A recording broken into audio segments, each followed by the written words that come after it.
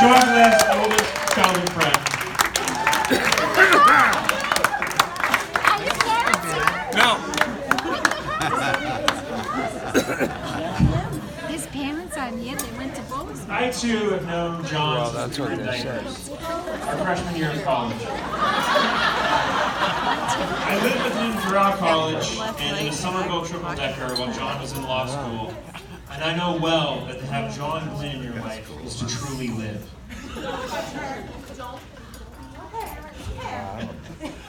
That freshman year, we often played a soccer game on the PlayStation called FIFA 07. Where most of us playing video games focus on the competition or screaming at the TV, John was much more invested in impersonating the game's commentators. The British Clive Tildesley and the Scottish Andy Gray. Not only repeating what they said, but also imagining a Shakespearean drama of backstabbing, swashbuckling, and seething hatred between the two.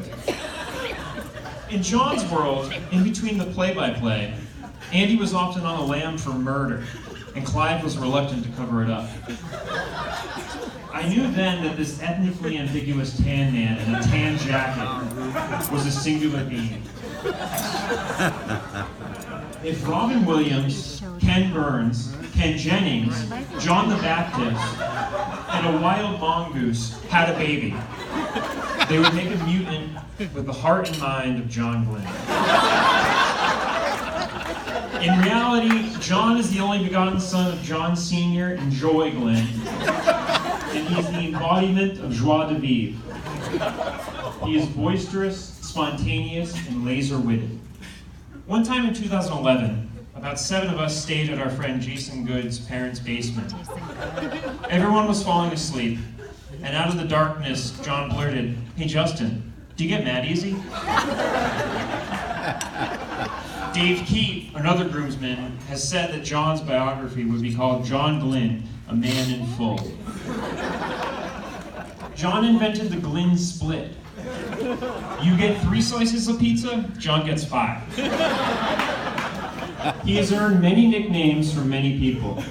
The Sand Lion, Pep and Step, Old Foot Hands, Jeremy, Shiki Alejandro. You may be looking around the room wondering, who the hell are these people? They're probably John's friends. Genuine, deeply curious, and ruthlessly engaging, John brings all walks of life into his swirling orbit. A Montana mathematician mountain man, Father Dr. Business of the Beltway, Tom Bolio. John's merry pranksters gravitate to his many gifts. For one, John is a font of esoteric knowledge.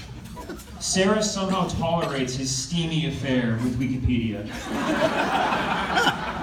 John is well versed in the Bible, the legislation of mid-century Texas Governor Coke Stevenson, and the mid-career filmography of British character actor Pete Postlewaite.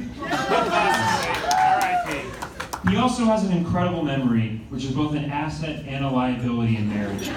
Use it wisely, John. Where I have a vague recollection of the night the Glenn split was born, John could tell you what everyone was wearing, what Brendan Fitzgibbons was saying about Gran Torino and zombies, and how many razzle-dazzles Maddie Williams had made. But your memory doesn't have to match John's, because he creates unforgettable moments with his Technicolor spirit. Like Mrs. Ramsey into the lighthouse, John has the power to crystallize and transfix the moment. One small example. Where most of us commute home after work, we put on music or zone out from the day's slog. But the world cannot beat John down. When John commutes home, he leaves me and other friends insane, minutes-long voicemails. Sometimes he'll sing made-up lyrics to a Demi Lovato song. Or he'll just scream. Most often he creates a character. There's been Fred Touches, manager of a goat supply store. Paul Choniak from Route 33 Auto Parts, trying to sell me 15 tons of Phillips head screwdrivers, each with the Hartford Whalers logo. A a squeaky-voiced third grader who just watched Amistad, Orville Call as FIFA 07's Clive Tildesley, frenzied and enraged. So of course this creature would marry a kind, sensitive, reflective guidance counselor to children.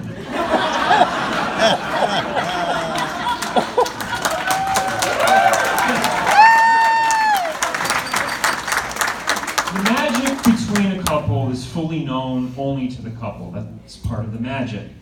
But here's what I know. One night before we graduated, John spontaneously bent on one knee and proposed to Sarah. At the time, we all thought it was just another piece of John Glenn theater. But a spark was lit. In the words of George Saunders, it was that impossible thing, happiness that does not wilt to reveal the thin shoots of some new desire rising from within it. Over the next few years, John would repeatedly bring up Sarah, wondering what she's up to, or if he should reach out to her. Sarah was the one person who could make John Glenn bashful. But John is also a consummate masshole. The first thing you see when you enter the Glenn house in Dudley is a portrait of JFK. John knows the starting lineup of the 1897 Boston Bean Eaters, and he's been known to shout, "For the Commonwealth!" for no other reason than to say it. Sarah is a proud daughter of these hills, a Jersey girl to the bone, with a close-knit Rosen clan and busy here improving children's lives. There were 276 miles between Cambridge and Manasquan, 552 round trip, and yet every other week for some 3 years, either John or Sarah made that journey to be with the other. That's about 43,000 miles total. On my car. It's true. Theoretically 14 oil changes. Knowing John, it was probably 0. Right. Almost twice around the world or halfway around Neptune. That is the definition of commitment. It also made time for hundreds of voicemails. And here we are. Among our friends, when John told us he was moving to New Jersey, it was the shot heard round the world. But we saw it coming. The person beaming with so much life found the person who gives him life. A rudder, a propeller, a compass, a captain, and a guiding light. John asked me to be his best man in very John fashion. He called me on FaceTime. His face, his Eastern European or Guatemalan, or maybe Uzbeki by way of the Aleutian Islands face, was too close to the camera and contorted in a demented grin, and he, a 29-year-old man with 3 advanced degrees, was bouncing on his bed. Oh, no kidding. Though honored, I had the daunting task of returning the favor. At my wedding, John ended his speech with a completely fabricated story about how he was a ball boy for the Boston Celtics in 1999 and got power forward Antoine Walker to write a letter on his thoughts on marriage, which John read. Stories like this are also classic John, and I wish you luck, Sarah, for bearing the brunt of them. I have no such story, but I did seek counsel from the world of FIFA 07. Clive? Thank you, Zach. Yeah, this is very unexpected, it really is.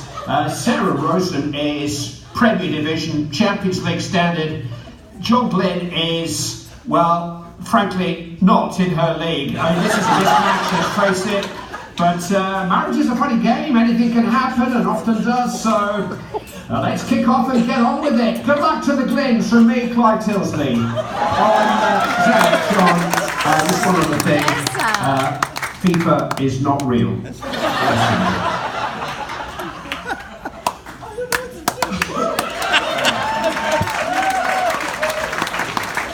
Here's to John and Sarah.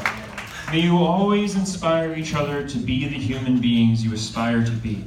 May Buzz Aldrin, Bruce Springsteen, Susan B. Anthony, Johnny Appleseed, Franco Harris, Meryl Streep, W.E.B. Du Bois, Arthur Glenn, Vincent Marola, and all the angels and saints of New Jersey and Massachusetts bless you with the combined strength, wisdom, and love of the Commonwealth and the Garden State. May your days be full of gratitude, openness, whimsy, and life. Cheers.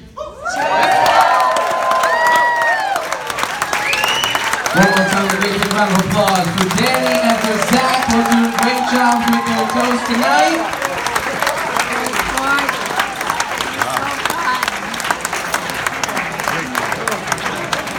Good job, Zach. Ladies and gentlemen,